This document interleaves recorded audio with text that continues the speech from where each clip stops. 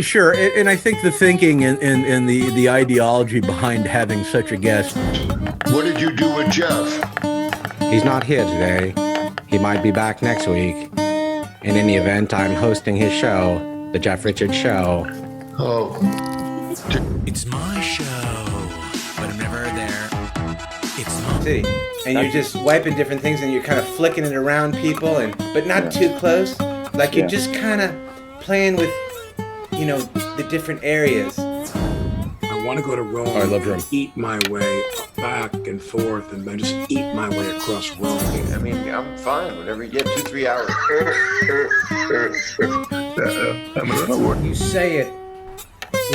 There's a guilt in there. And but I grew up on the West Coast, South Orange County, 940. Yeah, let her rip, Doc. Let's talk about. Sometimes when it's quick, it doesn't need to make sense. You know what? Why don't we just? You know what? I think it's time to play a game. You know? Okay. Clinical psychiatrist, psychologist. Worked a lot. It was like my second job ever. So he at Springfield Avenue. Extrasensory perception. They jaw. I got into composing and arranging. You ready to? I have no idea. It's my show. Killing it for you, boy.